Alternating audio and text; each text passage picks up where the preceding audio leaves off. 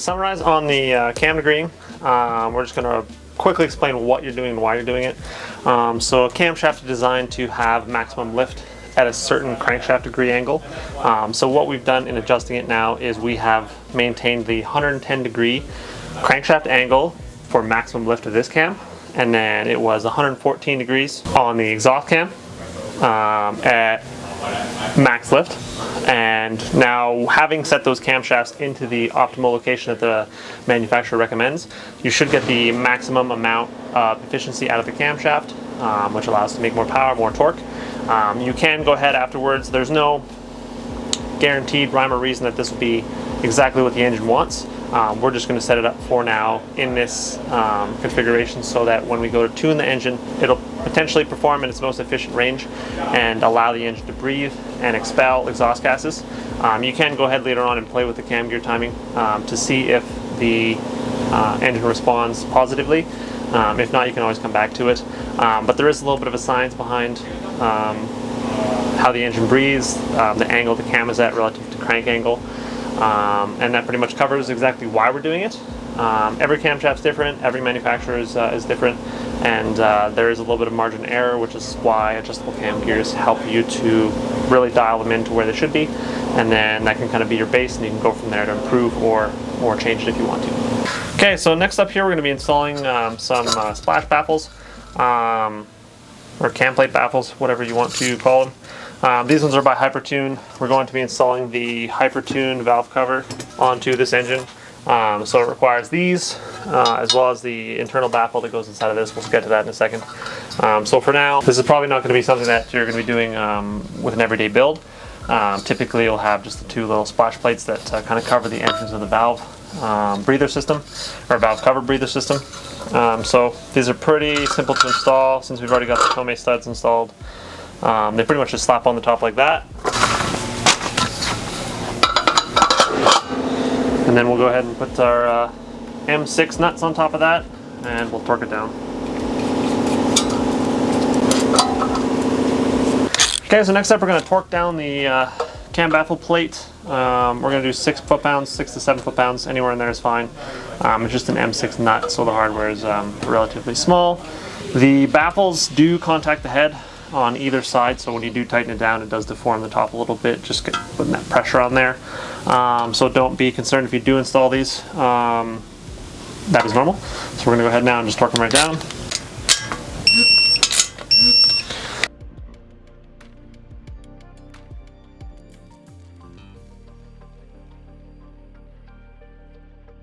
Okay, so next up we're going to be installing the Hypertune valve cover set here. First thing we have to do is install the baffle plates that go on the inside here. So we're going to go ahead and get started with that, and then we'll move on to the engine. So first up here we're going to install the baffle plate into the Hypertune valve cover. These just press in the bottom.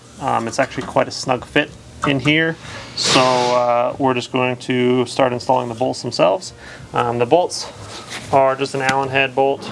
Does require red Loctite, so they do not fall out. If they do fall out, you know, it's going into the engine and probably going to say, hey, how you doing, to something that shouldn't be saying something to, and then probably causing some irreparable damage. So we're going to go ahead and make sure those don't come out.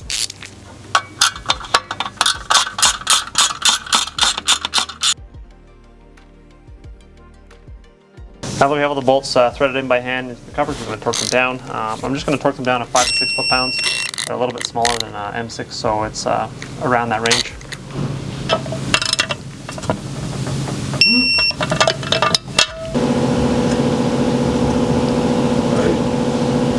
Okay, now we're going to go ahead, we're going to install the O-ring that comes with the valve cover.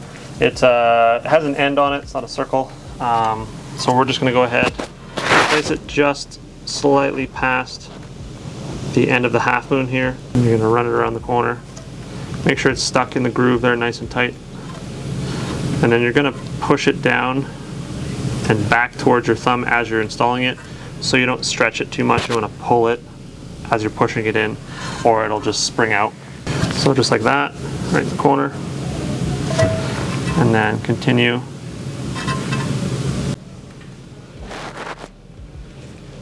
Okay, once you reach the end, you've got the O-ring placed in the valve cover.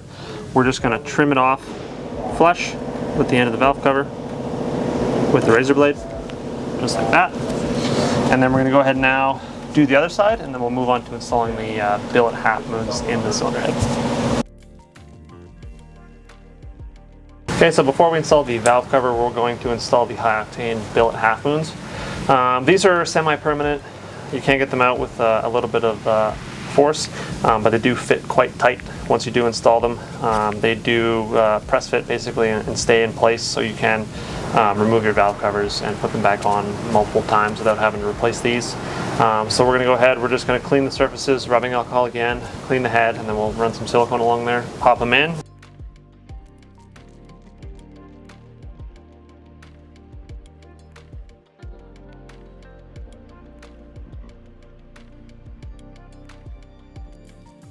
Okay, when you go to press it down, it should be almost flush with the cylinder head when you do. So you can feel here, just push it until it's basically flush. And that should be good to go.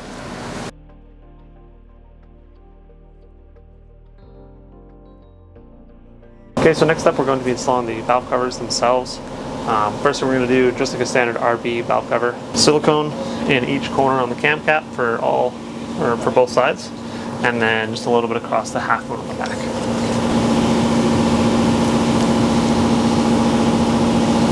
Okay, so just like the factory RB valve covers, we're going to silicone the back across there. A little bit different on the Hypertune valve covers because they have no O-ring in the front. We're going to have to silicone all the way across the aluminum cap. So we're going to do that now.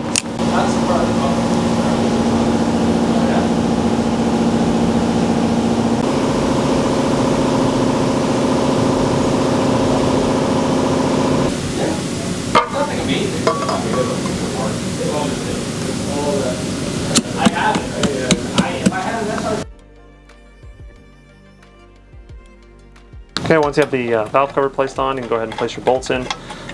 Just like the standard valve cover, we are going to torque these probably down to about 5 to 6 foot-pounds, depending on the style of valve cover you have.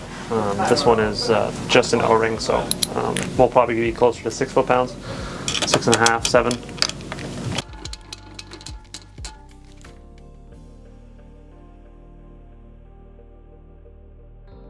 Okay, now that we have the valve covers on, we are just going to go ahead and torque them down. Again, 5 to 7 foot-pounds is probably going to be your range. We're going to just go probably right in the middle here and do 6. It is just an M6 hardware or bolt, so we're just going to probably land in that range based on the hardware. Yeah.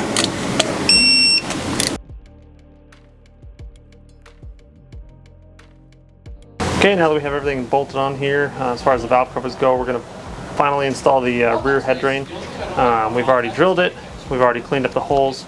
We're just going to go ahead now, put a little bit of Sil Glide or silicone lubricant onto the O-rings, just so they slip in there without damaging them. They do protrude quite a lot, so we're definitely going to want to make sure we don't damage those when we install them, especially since you won't be able to tell if you successfully installed it until you pressure test the cooling system.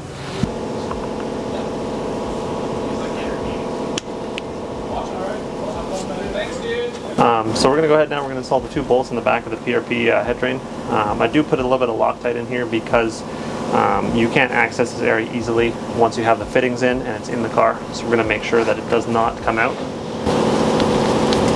So we're going to loosely install this one and then loosely install the M8 bolt. The kit does include a washer and a lock washer. Usually the washer doesn't fit. You can trim it to fit around the boss here. I usually just like to use a lock washer anyways, just tap the hole a little bit more. Then you can go ahead and thread this one in. Okay, once you have them both in, you can go ahead and torque down the big one first. 14 foot-pounds, 14 to 16 foot-pounds. I usually like to do 14 just so we don't damage the aluminum.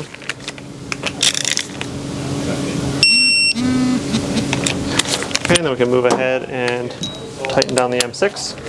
This one's just going to be a 6 to 7 foot-pounds.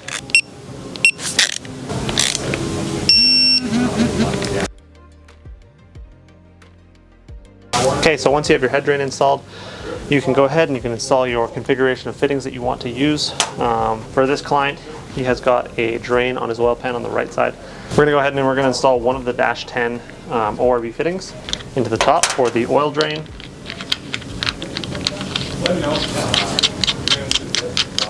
To install the AN fittings, they're actually a pretty cool design to remove the hex from having a clearance issue on the cylinder head. These were designed with a hex hole inside, or an Allen key hole inside. It's M12, so it makes it really easy to install these. You don't need to fight with the crescent wrench. Then we're going to go ahead now, we're going to install a plug in the back side of the oil drain. Okay, so if you were using the coolant return out of the back of the head, back in the cooling system, you would install this fitting either on this side or this side. Typically it's on this side, so you can run it either to the back of the crossover tube or the cylinder head crossover tube, or to the top of the radiator. Both of them work. In this condition, or in this case, he's not going to be using this fitting, so we're going to go ahead, we're going to plug the bottom two with the standard AN 4B plugs and torque those down. Okay, so last but not least, since we're in the back of the cylinder head, we're going to install the rear two oil gallery plugs. Again, we just like to use purple Loctite in this area, right around the middle of the plug. And then we can go ahead and thread these in.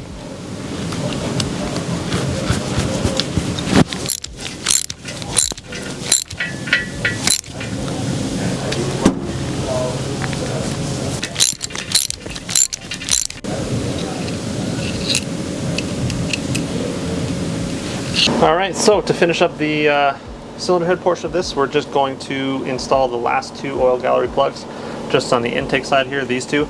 Again, just 1/8 MPT, purple Loctite right down the middle, and then slap it right in.